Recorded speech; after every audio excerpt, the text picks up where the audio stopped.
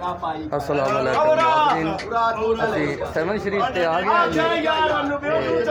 असी एक कमरा लिया किराए ते हवेली लईए ते लंगर कर रहे हैं। ए बंदे लंगर कर रहे हैं।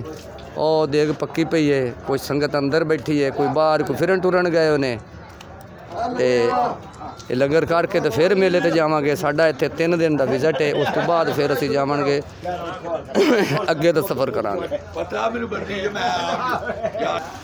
इस तो बाद असी जावांगे नूरानी नूर, फिर अब्दुल्ला शाह गाजी, फिर उस तो जिहड़ियां हैदराबाद दियां साडियां रह गईयां ने ज़ियारतां करन वालियां वो फिर असी करांगे।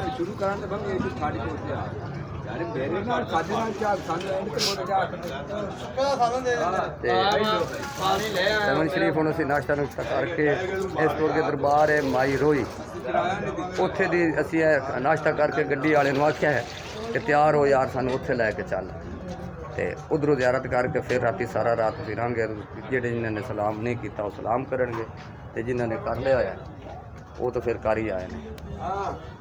ਇਹ ਵੀ ਸਾਡੀ ਸੰਗਤ ਬੈਠੀ ਜੀ ਅੰਦਰ, ਕੁਛ ਹੈ ਇੱਧਰ ਬੈਠੇ ਨੇ ਅੰਦਰ ਤੇ ਮਾਸ਼ਾਅੱਲਾ ਸਾਡੀ 50 ਤੋਂ ਉੱਤੇ ਸੰਗਤ ਹੈ। ਤੇ ਇਹ ਨਾਲ ਸਾਡੇ ਇੱਕ ਭਾਈ ਵੀ ਆਏ ਨੇ ਲਾਹੌਰ ਤੋਂ, ਬੜੀ ਖਿਦਮਤ ਕਰ ਰਹੇ ਨੇ ਆਪਣੀ ਆਵਾਮ ਦੀ ਤੇ ਨਾਲ ਸੰਗਤ ਦੇ, ਬੜੇ ਮਾਨੀ ਹਨ ਸੈਵਨ ਸ਼ਰੀਫ ਦੇ ਸਾਰੇ ਵੱਡੀਆਂ ਬਜ਼ੁਰਗਾਂ ਦੇ। ਹਾਂਜੀ ਭਾਈ ਜਾਨ ਲੰਗਰ ਚਾਲੂ ਹੋ ਗਿਆ ਹੈ।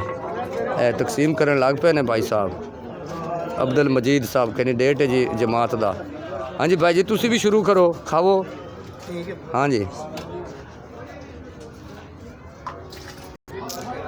इतों फिर सिंध के इलाके का जी साडा इस्तेमाल वास्ते पानी है तो पीवन वास्ते असीं लैके आउने बोतलां मुल, क्योंकि फिर पानी सिंध के इलाके का खारा पानी है तो फिल्टर के पानी ये घट मिलते हैं, वो भी मुल मिल रहे हैं। मेले का दौरान है ना टैंक आउंदा है पानी का, वो असां भरा लिया है। ये हौद इस दे विच असीं इस्तेमाल करने खावन पीवन वास्ते मंगाउने मुल पानी ते दूसरा जिहड़ा ना इत्थों इस्तेमाल वास्ते साफ पानी है। लेकिन साडे बंदे फिर पंजाब दे हुले ने वो पानी बहुत साफ पींदे ने, पीवन वास्ते पीवन ये भी पी लेंदे ने, सारी दुनिया पी रही है। इत्थे चारज हो रहे ने, इत्थे सब कुछ हो रहा है।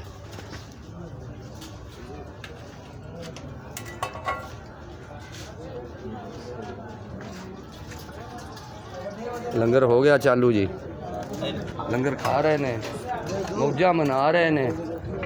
ए भाई लाहौर शेरा कोट तो तंदूरिया नाल आया होया है।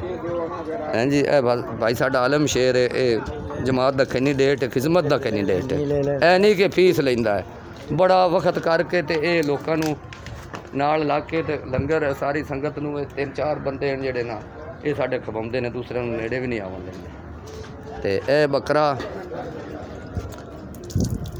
एक बकरा असी कर लिया जी, तो एक साढ़े कोल खड़ा होया है, फिर अल्लाह अगे होर देवेगा। बाकी सब्जियां सुब्जियां या गोश्त असी मुल भी 2 बारी रस्ते च लैके ते मुर्गी का असी पकाया है। जिहड़े संगत मुख्ती है ये संगत वाल दे विचों पैसे बचा के ते जिहड़ा लाख 2 है ना, लाख 2 रुपया असी संगत के विचों बचा के ते वो असी रख देने लंगर वास्ते। रस्ते में सारे वेखे इधर बहुत महंगाई है, 150 रुपए की चणिया की दाल दे रहे हैं। हाँ जी तो ये सानू 100 रुपये के विच मैं गोश्त पैंदा है, जने जने की लकड़ी एक जने का बोझ। हाँ जी भाई साहब तू नहीं रोटी खाधी?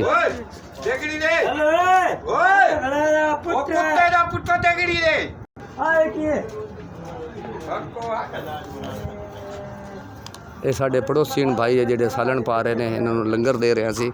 बड़े अच्छे लोग हैं जिन्हें साढ़े नाल तावन किया, चारा चूरा भी ला के देते रहे ते अपना पानी भी ते कमरा भी इन्होंने दिता है।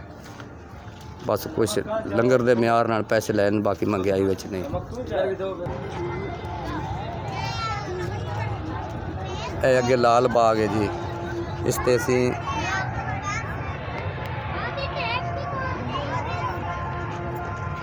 ए लाल बाग है नहर तो पार बार।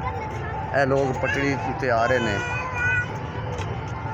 ए लैन लगी होंगी पटड़ी ते लोग आ रहे ने, सेवन शरीफ में जा रहे ने लाल बाग को। कोई सलामी इंज करता जा रहा है, कोई इंज करता जा रहा है। ए वो सामने साड़ी गड्डी खड़ी है 9975 ये असी लाहौर तो लैके आया। कुछ सवारियां फिर असी उकाड़े बिचों लईआं ਤੇ ਕੁਛ ਉੱਥੋਂ ਸੰਗਤ ਸਾਰੇ ਮਿਲ ਕੇ ਤੇ ਅਸੀਂ ਆਏ ਹਾਂ ਜੀ। ਸਖੀਆਂ ਦੇ ਨਾਮ ਤੇ ਇਸ ਵੀਡੀਓ ਨੂੰ ਲਾਈਕ ਕਰੋ, ਸਬਸਕ੍ਰਾਈਬ ਕਰੋ, ਅੱਗੇ ਸ਼ੇਅਰ ਕਰੋ।